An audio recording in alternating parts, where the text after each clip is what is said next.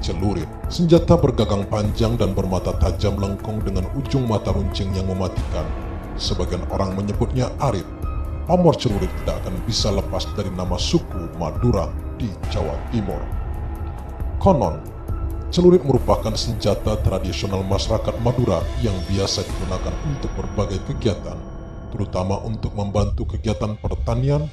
Namun dalam perjalanannya, celurit pun perlahan menjadi senjata untuk pertahanan diri dan keamanan seperti senjata tradisional lainnya. Bahkan Madura hingga hari ini terkenal dengan tradisi carok. Secara histori, tradisi carok di Madura diyakini telah ada sejak lama dan berkembang sebagai bagian dari budaya dan adat istiadat masyarakat setempat. Seringkali carok dianggap sebagai cara terakhir untuk menyelesaikan konflik. Tujuannya tak lain demi mempertahankan harga diri atau juga menegakkan harkat dan kehormatan keluarga atau kelompok. Meski carok adalah aksi duel dua pihak yang berseteru menggunakan senjata celurit, tapi tradisi ini tetap memiliki aturan yang harus diikuti. Aturan tersebut meliputi kapan, waktu, dan di mana tempat duelnya, serta proses khusus lainnya yang harus sama-sama ditaati oleh kedua belah pihak. Pemerintah Indonesia telah berusaha mengontrol atau mengurangi tradisi carok di Madura demi keamanan dan menjunjung tinggi hukum modern. Tapi mengubah budaya seringkali membutuhkan waktu yang lama. Buktinya, aksi duel carok masih terjadi sampai saat ini. Tonton terus video ini sampai habis. Yuk langsung aja kita simak ceritanya.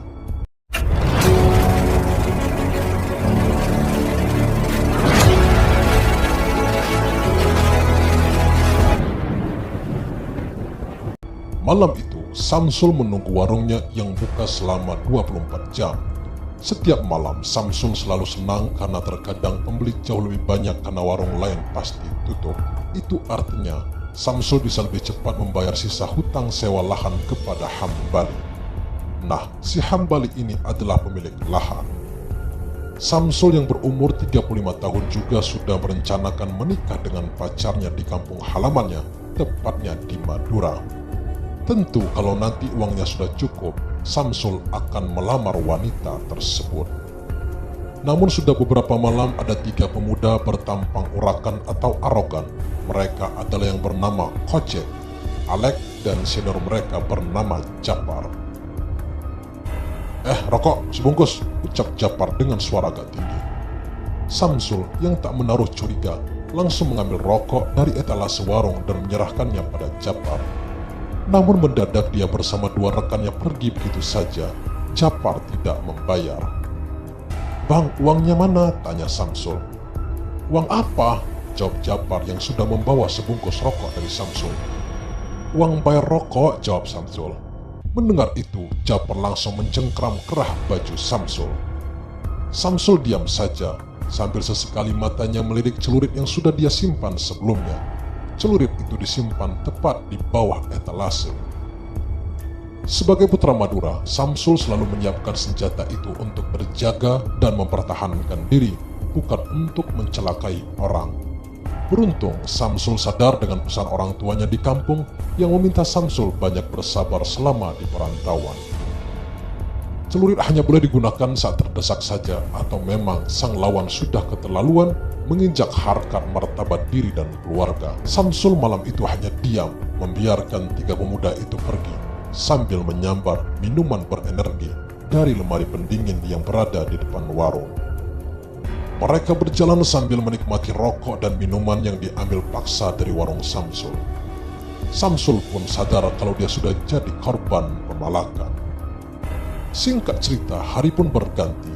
Pembeli dari hari ke hari semakin ramai.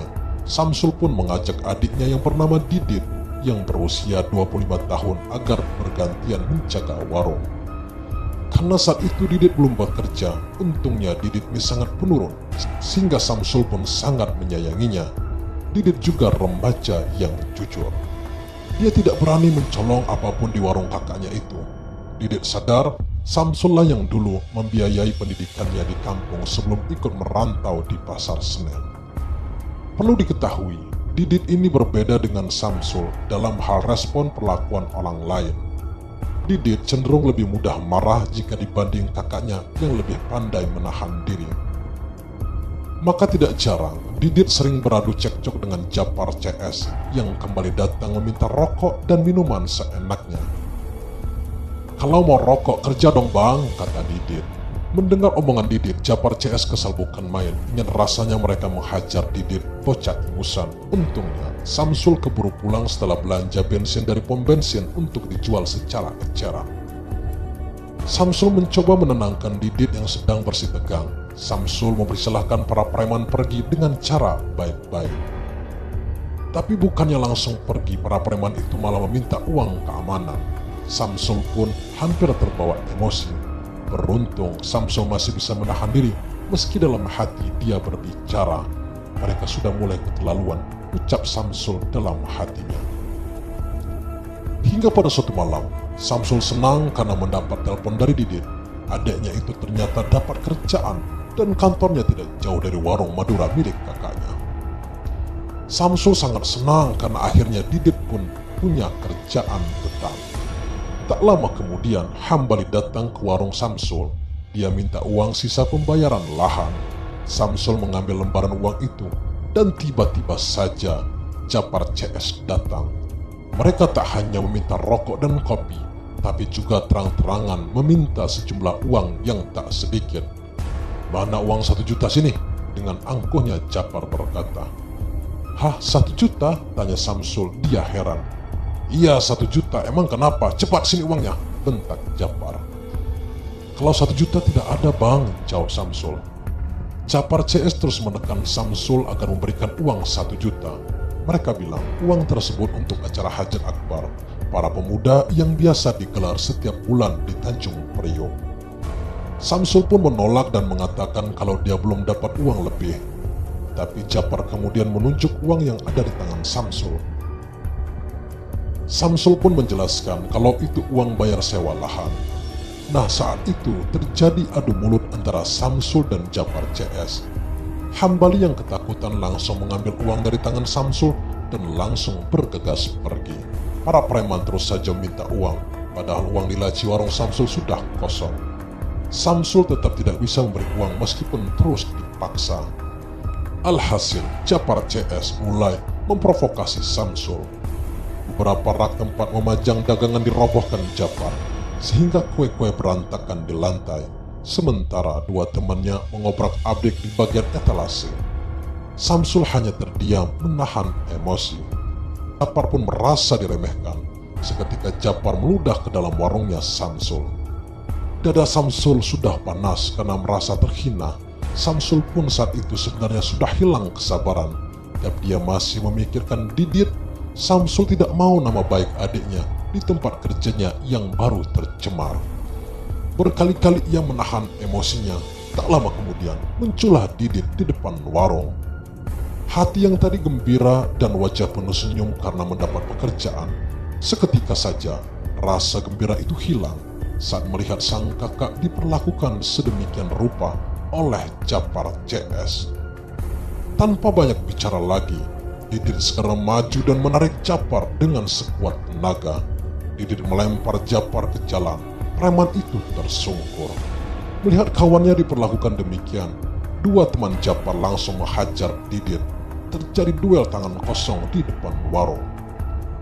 Barang-barang dagangan pun terpental ke sembarang arah. Samsul berusaha melerai, namun duel semakin brutal. Dua rekan Japar berhasil memegangi tangan Didit dan memiting lehernya. Sementara Japar di depannya sudah siap mengeksekusi Didit. Baru saja Samsul hendak keluar sambil membawa celurit yang diambil dari bawah kursi, dia mendengar suara kesakitan dari adiknya. Saat Samsul menoleh, Didit sudah berjongkok di tanah sambil memegangi perutnya, dan ternyata Didit ditikam berkali-kali menggunakan pisau kecil. Darah mencerat kemana-mana. Didit pun terkapar tak berdaya. Japar CS sadar kalau mereka telah melakukan pembunuhan. Mereka pun buru-buru melarikan diri. Sementara Samsul berusaha membawa adiknya ke klinik dengan menggunakan motor. Saat itu adiknya masih sekarat. Dalam hati Samsul terus berdoa agar adiknya itu selamat. Tapi ternyata nasib Didit ini sangat malang. Di perjalanan, motornya oleng karena Didit dibonceng terkulai lemah, sehingga membuat Samsul tidak bisa mengendalikan keseimbangan motor. Tengah malam itu, Didit menghembuskan napas terakhir dalam kondisi masih terikat dengan tubuh sang kakak yang juga dipenuhi darah adik tercinta. Samsul menangis sejadi-jadinya. Adik yang dulu sering Samsul antar ke sekolah menggunakan motor, kini sudah mati demi membela kehormatan kakaknya tercinta. Setelah kejadian itu, rasa bersalah selalu menghantui Samsul karena gagal melindungi adiknya. Keinginannya untuk menuntut balas semakin kuat saat ia tahu kalau pelaku hanya ditangkap polisi sebentar, lalu tak lama kemudian sudah dibebaskan. Samsul pun mulai menyelidiki siapa orang di belakang para pembunuh adiknya itu. Ternyata Japar CS dilindungi para preman kelas kakap yang konon bermarkas di daerah Tanjung Priok. Tanpa menunggu lebih lama lagi, Samsul mulai mengasah celuritnya. Dia akan mengeluarkan seluruh kemampuannya untuk balas dendam. Lalu pencarian 3 pelaku pembunuh Didit pun dimulai. Usaha Samsul pun membuahkan hasil. Pada suatu malam, dia melihat Japar CS memalak salah satu warung yang ada di Pasar Senen. Samsul yakin Japar dan kawan-kawannya menyangka dirinya takut dan trauma lantaran warung Madura Samsul sudah lama tutup sejak kematian Didit, padahal mereka salah besar. Samsul sedang merencanakan balas dendam yang sangat mematikan. Malam itu, Japar CS sudah selesai memalak korban-korbannya. Mereka sedang menghitung uang di markas mereka yang sepi. Samsul pun muncul dan berdiri tegap di depan ketiganya yang sedang duduk melingkar di tanah. Saat itu, Japar CS malah menertawakan Samsul. "Kau datang untuk mengantar nyawa," kata Japar. Samsul kemudian maju dan berkata dengan nada yang tenang namun dingin, "Saya memang datang untuk mengantarkan nyawa, tapi nyawa kalianlah yang akan saya antar ke neraka," kata Samsul dengan nada berani. Japar dan teman-temannya yang mendengar ocehan Samsul langsung menertawakan Samsul. Satu persatu, Japar CS mengeluarkan golok dari pinggang mereka. Mereka pun langsung mengepung Samsul bagai kawanan singa yang mengepung rusa. Namun Japar CS kaget bukan main saat duel terjadi. Mendadak, Samsul mengeluarkan celuritnya yang masih dilapisi sarung kulit yang ia sembunyikan sedemikian rupa di balik kaos berlapis jaket. "Maju kalian semua," tantang Samsul. Alhasil duel pun tidak bisa dihindari. Keluarkan Japar kewalahan karena ternyata Samsul bukanlah anak kemarin sore dalam memainkan celurit. Gerakannya gesit dan lincah, maka tak butuh waktu lama bagi Samsul untuk menghabisi mereka. Japar mulai ketakutan melihat temannya tergeletak sambil bergelimang darah. Japar pun segera melarikan diri secepat yang ia bisa. Samsul sudah berusaha mengejarnya, namun Japar berlari ke arah jalanan ramai. Tentu saja ini membuat Samsul batal melakukan pengejaran. Samsul tidak mengejarnya lagi karena tangannya penuh dengan darah. Ia takut ketahuan warga. Tapi Samsul berjanji akan menghabisi Japar. Berita tentang 2 preman yang mati karena duel dengan ahli caruk Madura rupanya membuat geger. Seketika Samsul dicari polisi. Namun dia tidak akan menyerahkan diri ke polisi sebelum menghabisi Japar. Sementara Japar sendiri sudah berada di Tanjung Priok untuk meminta perlindungan dari para senior di sana. Japar agak sedikit lega saat mendengar Samsul sudah dipastikan akan lebih dulu masuk penjara dan tidak akan mungkin bisa menghabisi Japar. Para preman lain pun meminta Japar fokus bersiap acara rutin pertemuan para pentolan preman di kawasan Tanjung Priok. Setelah diketahui acara itu sebenarnya hanya kegiatan untuk membagi-bagi wilayah kekuasaan, dimeriahkan dengan pesta minuman keras dan wanita penghibur. Sebuah pesta pora yang didanai dari hasil memeras warung-warung hingga mengorbankan nyawa seorang Didit. Singkat cerita, Samsul pun ternyata mendatangi acara preman itu. Samsul datang dengan memakai topi dan masker. Ia juga berbaur dengan para preman lain dan saling berjabat tangan. Hingga tiba-tibalah Samsul menjabat tangan Japar dengan menggenggamnya yang erat dan penuh amarah. Japar kaget bukan main, karena orang yang ada di depannya itu adalah Samsul. Japar melihat mata Samsul yang haus darah. "Ini adalah pesta kematianmu, Japar," teriak Samsul. Para preman lain yang mendengar teriakan itu sadar ada penyusup yang masuk ke kandang mereka. Japar segera merontal melepaskan tangannya dari cengkraman jari Samsul. Japar lalu teriak kalau orang inilah yang telah membunuh Kojak dan Alek. Seketika semua yang ada di sana bangkit dan langsung meraih Samsul yang perlahan kembali mencabut celuritnya. Awalnya 1-2 preman maju, mereka menghantam Samsul dengan pukulan dan tendangan keras. Namun tidak kurang dari 1 menit, mereka sudah tumbang dengan usus terkulai. Lantai seketika penuh dengan genangan darah. Lagi-lagi Japar terlihat ketakutan karena Samsul terus menatap mata Japar. "Habisi dia!" teriak preman paling senior. Alhasil, Samsul dikepung para preman yang berjumlah sekitar 20 orang termasuk Japar. Japar yakin ini adalah hari kematian Samsul, karena tak ada ceritanya 1 orang Samsul bisa menang lawan 20 orang termasuk kawakan. Terjadilah pertarungan yang tidak seimbang. Samsul yang sudah nekat membabi buta dan menyabet-nyabetkan celuritnya ke siapapun yang berusaha mendekat dan menyerang Samsul. Celurit Samsul yang sudah diasah siang dan malam seperti haus meminta banyak darah. Satu persatu, preman yang mengepung Samsul berjatuhan di tanah. Bahkan ada beberapa yang anggota tubuhnya terpisah dan terpental menggelinding di lantai memancarkan darah segar. Pemandangan itu membuat tamu lain berteriak kalang kabut melihat aksi seorang carok Madura mengobrak-abrik markas preman seorang diri. Samsul terus bertarung dan bertarung hingga wajah dan tubuhnya penuh dengan darah pada lawannya. Tak lama kemudian, Samsul hanya menyisahkan Japar yang berdiri sendirian dengan kaki gemetar. Japar berusaha maju dengan senjata goloknya. Namun, langsung tergores pucuk celurit. Japar mengerang kesakitan. Dia berusaha kabur meski terluka. Namun Samsul dengan mudah mengejarnya dan langsung menyabet kaki Japar hingga dia jatuh berdarah. Japar tetap berusaha lari dengan cara mengesot di lantai. Samsul terus mendekatinya dengan wajah masih haus darah. Japar memohon agar Samsul memaafkan dan tidak membunuh dirinya. Mendadak, Samsul diam sejenak depan Japar. Lalu Samsul berjalan perlahan seolah melewati Japar begitu saja. Japar sempat merasa lega karena menduga Samsul memaafkannya. Namun tiba-tiba saja Japar tersontak. Dia kaget karena ada celurit yang menancap di lehernya. Samsul tidak melepaskan celuritnya dari leher Japar.